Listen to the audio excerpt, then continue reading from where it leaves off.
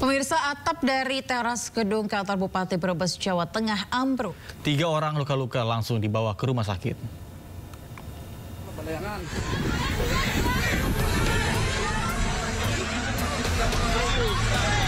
Kita udah ambulan. Ambulan medis bisa berobat. Ambulan medis bisa langsung berobat. Untuk para parent bisa menjaga anak-anaknya dahulu. Jangan sampai teras kantor Bupati Brebes, Jawa Tengah berukuran 15 meter dengan lebar 8 meter ini ambruk. Bangunan teras ini ambruk saat tengah dalam perbaikan atap. Langsung cepat-cepat, jauh mengamankan.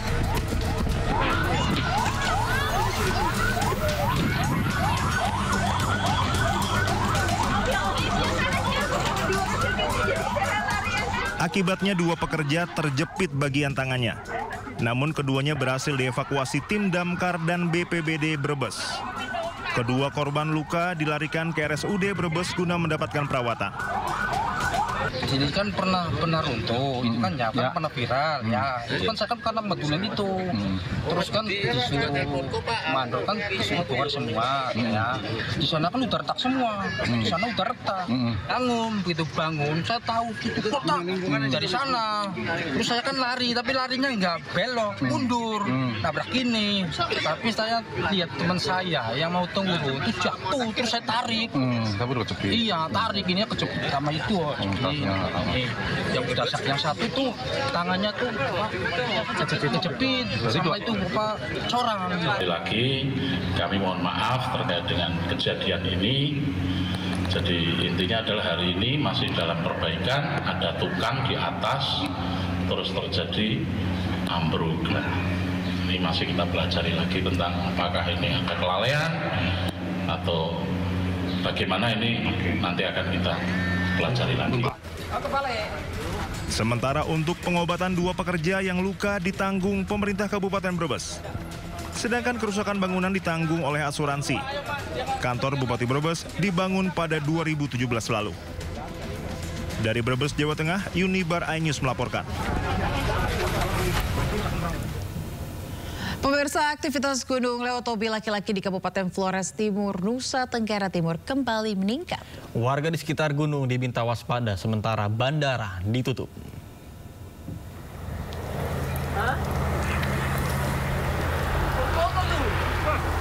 Aktivitas Gunung Lewotobi laki-laki kini berada di level 4 atau status awas. Warga diminta menjauh dari kaki gunung dan warga yang terdampak abu vulkanik juga diimbau mengenakan masker. Akibat erupsi tersebut, 3 bandara di Nusa Tenggara Timur akhirnya ditutup untuk sementara.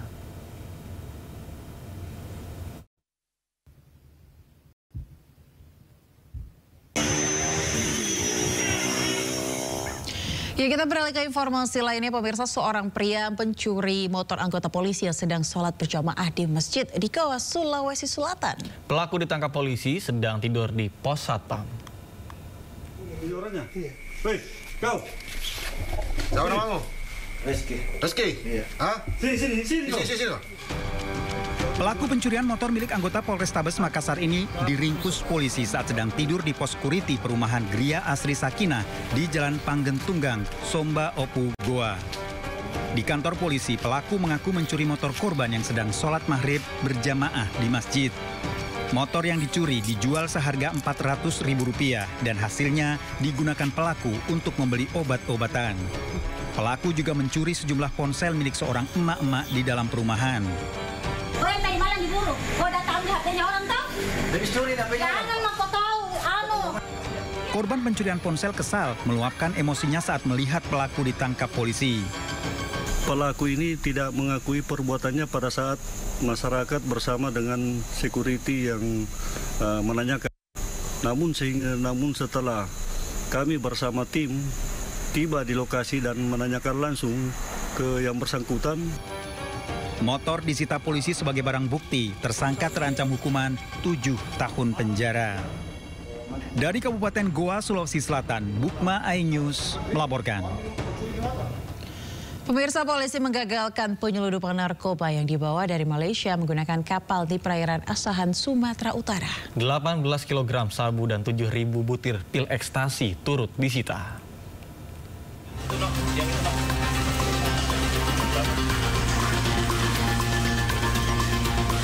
Tim Sat Narkoba Polres Asahan memberhentikan sebuah kapal yang diduga membawa narkoba dari negeri jiran Malaysia di perairan Asahan, Sumatera Utara. 3 orang anak buah kapal langsung diamankan petugas. Dari hasil penggeledahan isi kapal, turut ditemukan 1 buah karung dan tas berisikan narkotika. 18 bungkus diduga sabu seberat 18 kg, 7.000 butir pil ekstasi, dan pil Happy Five berhasil disita. Pelaku mengaku barang tersebut dijemput dari Malaysia dan diberi upah Rp1 juta untuk 1 kilogramnya. Pemeriksaan kapal terdapat 18 bungkus yang diduga sabu dan 7.000 butir yang diduga ekstasi. Terus Happy Five kurang lebih 3.000, dihitung ada sekitar 30 bungkus. Masyarakat yang percaya bisa datang dari Malaysia. Petugas akan terus melakukan pengembangan terhadap jaringan narkoba tersebut. 3 pelaku kini dibawa ke Mapolres Asahan guna penyidikan. Dari Asahan, Sumatera Utara, Sulil Amri, iNews melaporkan. Polri dan Kepolisian Singapura pemirsa berhasil membongkar sindikat perdagangan bayi lintas negara. 22 orang telah ditetapkan sebagai tersangka dalam jaringan perdagangan bayi tersebut.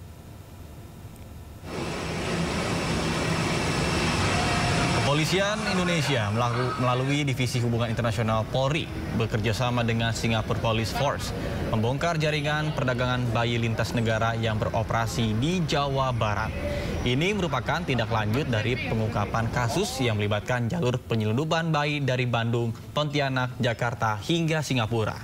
Sebelumnya, Polda Jawa Barat menetapkan sebanyak 22 orang tersangka dalam jaringan perdagangan bayi ini. Dari hasil penyelidikan, terungkap setiap bayi diperdagangkan dengan harga sekitar $20.000 Singapura atau setara Rp254 juta. Para pelaku diketahui telah mengumpulkan 25 bayi, di mana 15 diantaranya telah dipindahkan ke Singapura dengan modus adopsi.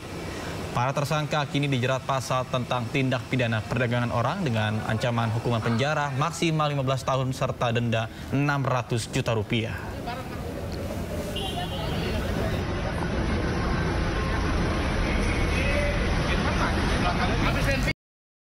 Pemirsa, bocah perempuan berusia 5 tahun ditemukan tewas tanpa busana di kolong kasur di kamar indekos di Penjaringan, Jakarta Utara. Ironis, saat jasad ditemukan, ibu korban kabur meninggalkan lokasi.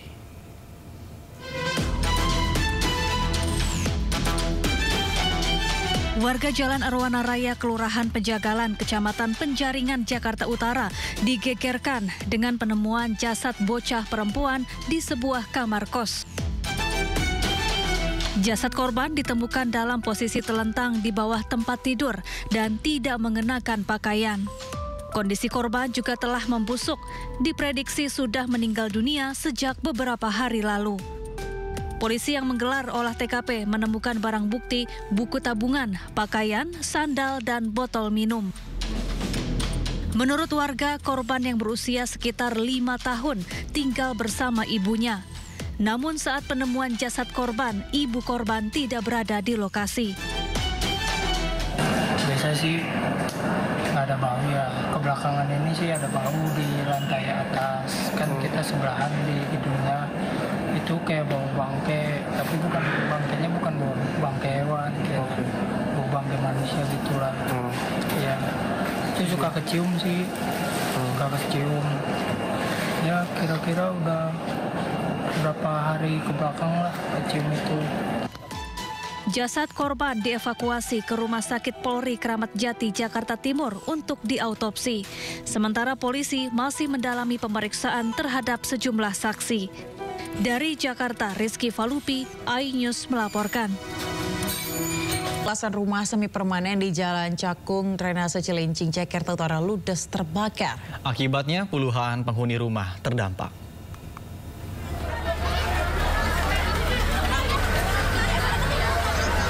Api menghanguskan belasan rumah semi permanen yang berada di Jalan Cakung, Cilincing, Jakarta Utara pada Minggu malam.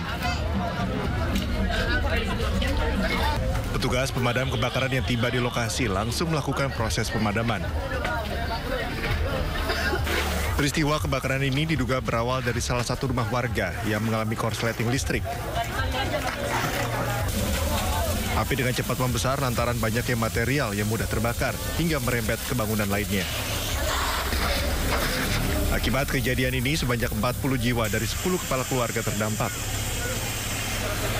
Terbakar rumah petak sementara 15 unit. 15 rumah artinya Pak? Rumah yang petak ya. Api berhasil dipadamkan setelah 10 unit mobil pemadam kebakaran diterjunkan ke lokasi. Pihak kepolisian segera menyelidiki penyebab pasti kebakaran. Dari Jakarta, Sofyan Firdaus, iNews melaporkan.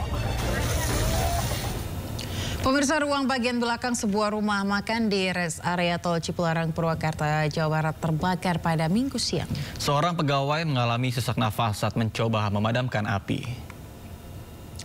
Enak nih. Astagfirullahaladzim. Gas lain. Gas mah seberiji mang terloba mentedak geus kahanap-hanapkeun. Ngan ieu pan itu kamar teh aya ieuan mang aya kardus jeung pakaian barudak. Dalam sebuah video amatir yang direkam warga, api membesar membakar ruangan dapur dan beberapa kamar pegawai di dalam rumah makan yang ada di res area Tol Cipularang, kilometer 88, jalur Bandung menuju Jakarta. Sep, awas Sep, tunggu dia Sep. Api dengan cepat membesar karena melumat bahan yang mudah terbakar seperti bangunan kayu, kertas, hingga pakaian milik pegawai. Menurut salah satu pegawai, api muncul saat juru masak tengah menggoreng tahu. Minyak panas dan banyaknya tahu digoreng membuat cipratan minyak keluar dari wajan hingga mengenai barang yang mudah terbakar. Api semakin membesar dikarenakan angin kencang dan menjalar ke bangunan yang mudah terbakar. Pas goreng langsung pas masukin tahu, si minyaknya keluar, kena seng, Pak. Angin besar ya? Angin besar, gak keburu kematiin. Berapa banyak atau area yang terbakar apa aja sih?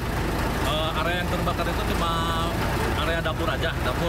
Alhamdulillah, tapi tidak merembet ke yang lain dan gudang makanannya. Beruntung, api dapat segera dipadamkan sehingga tidak menjalar ke bangunan lain yang berderetan. Seorang pegawai alami sesak nafas saat berusaha memadamkan api.